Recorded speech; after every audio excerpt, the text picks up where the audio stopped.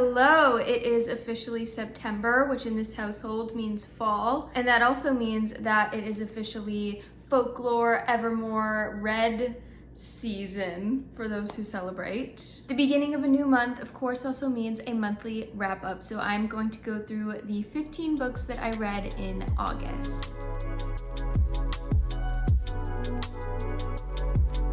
I'm thinking of going from lowest rating to highest rating, so I'm gonna start with the two books that I actually DNF'd, which is rare for me, but it happened twice. The first book I DNF'd in August was Binding 13 by Chloe Walsh. I was a little bit disappointed because I saw a lot of people kind of obsessing over this series, so I really wanted to get into it. I was like looking for something to be obsessed with, but I had some problems with it. It made me a little bit uncomfortable, honestly, so I only got like 120 something pages in. But the story is about this 15-year-old girl who went through like severe bullying, so she goes to a new school and tries to like make it through high school without the bullying experience that she had before. And this guy who is like on track to be a rugby pro, and then they kind of collide and things go from there. But what wasn't doing it for me was that from the very beginning, the girl is described as like this tiny, frail, literally prepubescent 15-year-old. Like she's like has not gone through puberty yet. And the guy and love interest is described basically as like this man among boys. Like he looks around at the other high school boys and he's like, I'm bigger than them, I'm better at rugby than them, I'm more mature than them, like I don't belong here. And he's 17, he's like about to turn 18, I guess. And I don't think it's that weird for like a 15-year-old and a 17-year-old to date like two high schoolers, whatever. That doesn't really bother me. But what did bother me was that the book kept making it really weird by first of all describing them in those ways like a prepubescent child and a man among boys, and then emphasizing it like further and further with all of the guy's thoughts being like, she's too young for me, she's like a kid, she's a minor, and I'm turning 18 soon, this is wrong, I shouldn't like her, I shouldn't feel this way. Ew. I don't know if that's like addressed more in the book because it just got to a point for me where I just didn't want to read it anymore. Like that, I'm not into that. And I also was pretty sure that like explicit scenes between the two of them were gonna be like coming along in the story, and I really didn't want to read that. And I don't really completely understand like the point of books about kids that are like 15 going through these experiences that are written but for adults. Like I understand books written about kids going through all of these things for kids because it's like things that kids really do experience, and kids should be able to read about those experiences 100%, but it's marketed for like 18 plus, like it's for adult readers. So I don't really understand why they had to be 15 and 17. Like it could have been a college situation. It could like, I don't understand. I don't know if there's like some sort of time jump or anything that happens that might make this more normal. I don't know, because it got to a point where he was like, she's a minor, she's too young for me, she's like a kid. Hey, do you want to go to a party? Ew!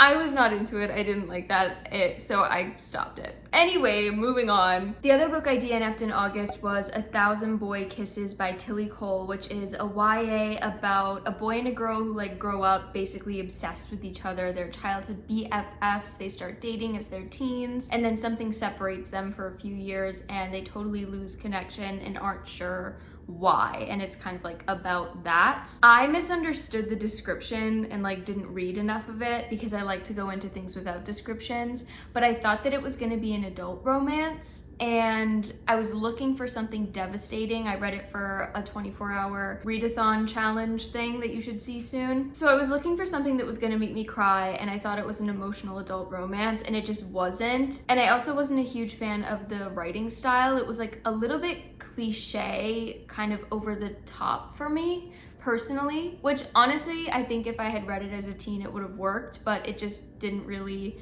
appeal to my tastes at the time, and I don't think that it was gonna make me cry, and I was like looking for something to make me emotional. So I ended up not finishing it when I realized that it wasn't gonna be those things I was looking for. Now onto the books I did finish. The lowest rating I gave this month was 2 stars, starting with The Highland Fling by Megan Quinn. This book follows a girl who finds out about a coffee shop opening job in Scotland, and she's like, screw it, why not, let's go to Scotland. So her and her best friend move there and start working there, and she meets a very grumpy handyman that she's kind of forced to interact with all of a sudden. It definitely made me laugh, but I wasn't always sure if I was laughing with it or at it type vibe. And it did have the kind of like hijinks of a rom-com that I really love. Like, I like my rom-coms a little bit ridiculous, you know what I mean? And it had a taste of that. But the thing that really brought it down for me, I think, was that I wasn't really a fan of either of the 2 main characters. Like, I don't know, I didn't love them from the beginning, but then when it got to the point where they were together, somehow their annoying qualities when joint were amplified to the extreme to me. And so it kind of just started to go downhill. I also really love plot in my romance books, like just a little bit of something to tie everything together. And I felt like this book had a really good plot setup, but didn't really use the plot at all. It kind of just like threw the 2 characters together in situations that like weren't really related to anything. So yeah, I ended up giving it 2 stars. I also gave 2 stars to Song of the Forever Rains by E.J. Mello, I believe, and I read it because it was available on Kindle Unlimited as an audiobook, and it's a romantasy that I thought the description was pretty cool because it's about like these 3 sisters in a world that has magic abilities, but they're kind of rare, and these 3 sisters have abilities and they go on missions, and so I thought it would be fun. I wanted romantasy. It just didn't really do it for me. But if you want my full thoughts on it, you can watch the video I made where I learned to crochet while reading, because I talked about it more since I read it during that vlog video. I had kind of a lot of 2-star reads, I guess, because I also gave 2 stars to Done and Dusted, which is by Lila Sage. I'd heard a lot of good things about this on Book Talk, and honestly, I think it was just one of those Book Talk books that like didn't really do it for me. It's about a girl who's like a professional horse racer, and after an accident, she wants to take some time away, so she goes back home to her farm and is reunited with her brother's best friend that she kind of like didn't get along with as a kid. So it's brother's best friend, cowboy, dislike to love vibes. But it just kind of fell a little flat for me. Honestly, I remember reading it and thinking this is like a really good indie romance debut, because I'm pretty sure it's the first book from the author, and I thought it was pretty impressive. Like, I thought the writing was pretty good. I love the cover, honestly. And the pages turned really quickly for me. Like, I got through it super quickly, just a few hours. But when I finished it, even though the characters did like technically go on an emotional journey, I just kind of felt like nothing happened. Somehow it was like 200 and something pages where just not much happened.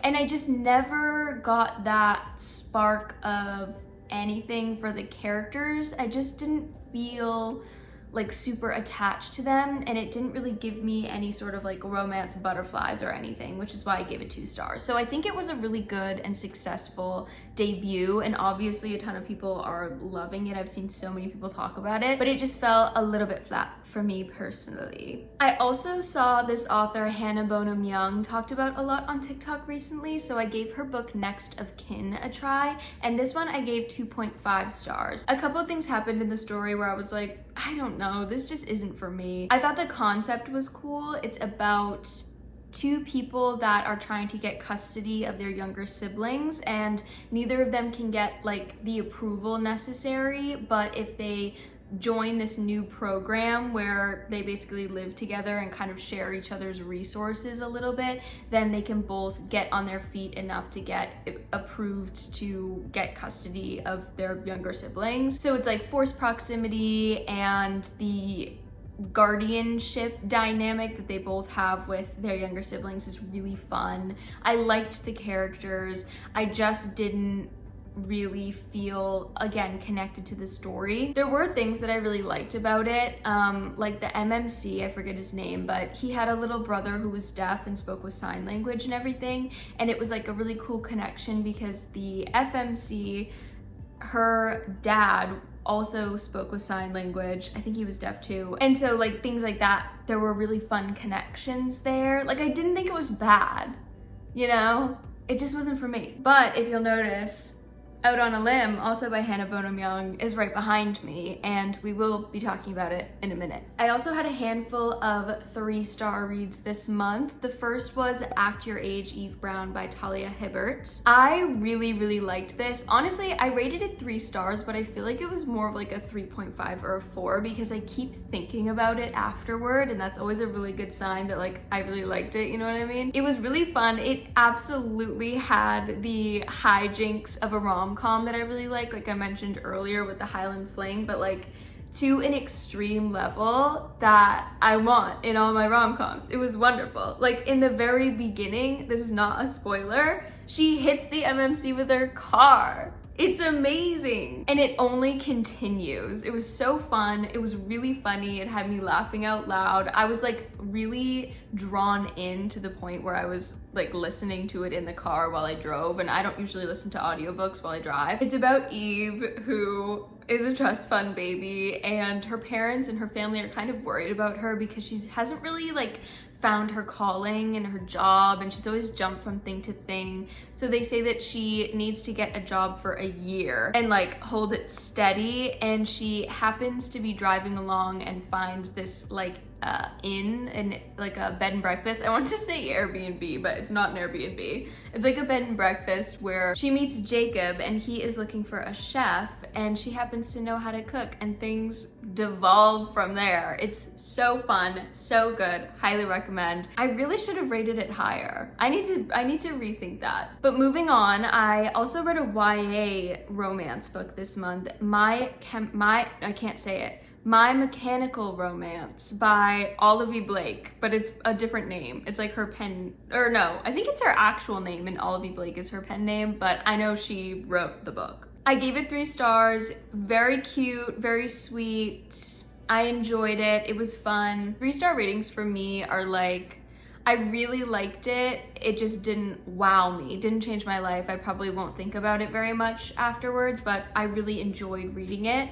And that's what this was for me. I enjoyed it, but I probably am not really gonna think about it too much in the future. I also actually read Alone with You in the Ether by Olivia Blake this month. I gave this one 3.5 stars. I really liked it, but I had kind of heard that it was emotionally devastating. Like I heard it was gonna be an emotional read, and I teared up a tiny bit at like a couple tender moments, but it didn't really make me emotional overall. So even though I really liked it and I love Olivia's writing style, I gave it a 3.5. I think it was a little bit too smart for me to continue to think about it. Like, my brain can't even compute what I would think about it, you know?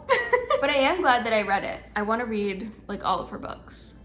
Big fan. The next book on our list is also up here, Love Theoretically, which I also gave 3.5 stars, and I think this might also be a 4-star read. I might also have to bump this book up. I did not see it coming. But Ali Hazelwood, she sucked me in. She got me invested in the love of a blonde man. It was not revolutionary. It didn't change the romance game. It was still definitely like classic vanilla Ali Hazelwood vibes. But as someone that has only read her other one, what's it called? Love Theoretically? No, that's literally this. The Love Hypothesis, the blue cover. That's the only one that I've read by her, and I thought it was okay. It didn't bother me. I didn't think it was bad. This, I thought was really good. I was really invested. I really liked both of the main characters. It really truly felt like they loved each other, and that is like my favorite thing in romance, is just like I don't care as much about the tropes as I care about the two characters like being deeply in love with each other. It was fun. I recommend it. And I don't want to tell you what it's about because it's an Ali Hazelwood book, so it's just, you know, it's woman in STEM falling in love being a little quirky. It's great. I did not plan this, but the next one is right here too. And this 4-star read is A Darker Shade of Magic by V.E. Schwab. This was a reread for me. I read this for the first time when I was in college. I think I was like maybe a sophomore or a junior. It was a few years ago and I loved it then. I gave it 5 stars when I first read it, but then I didn't continue the series and didn't think much about it. And this time around, I still really liked it, although it felt more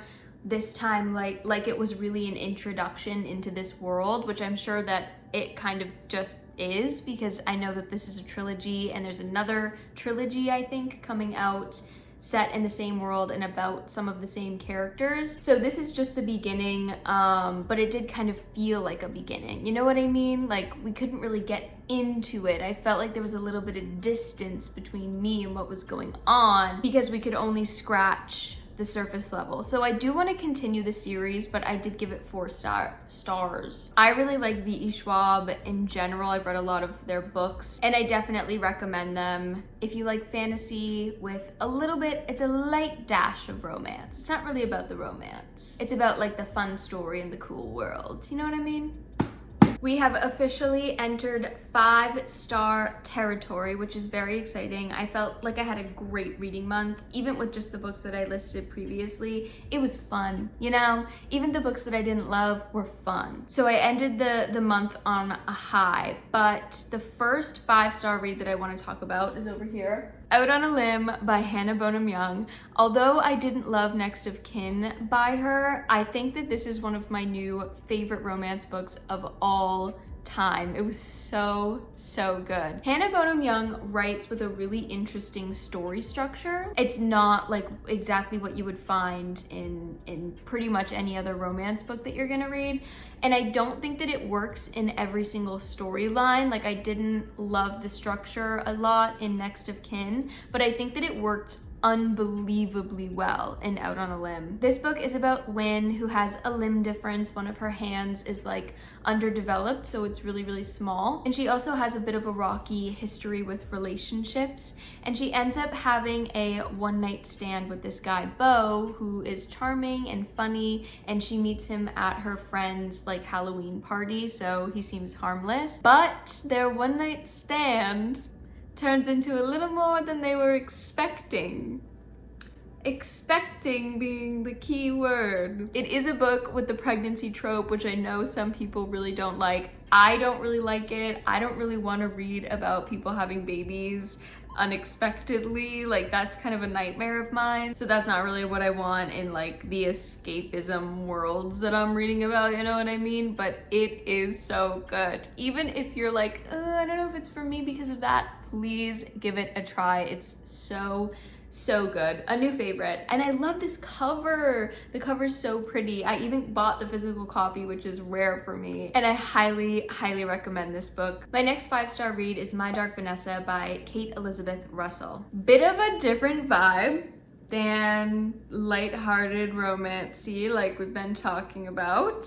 My Dark Vanessa is honestly a disturbing read. It's a difficult, disturbing book to read, but it had a really impactful message, and I think that it touched on the trauma and the serious topics that it covers really poignantly and with a lens that I still think is constructive and not so much like trauma porn vibes, which I was afraid of for sure going into it. And that's just my opinion. I know that books like these that do kind of talk about such heavy, serious, disturbing topics can be really controversial. I found it to be super impactful. It still feels like it's weighing heavily on me. And I read it I think 2 weeks ago, so keep that in mind. And definitely check out trigger warnings. It's pretty brutal. It's about a girl, Vanessa, and it kind of tells the story in 2 timelines, when she's a child at 15 and an adult.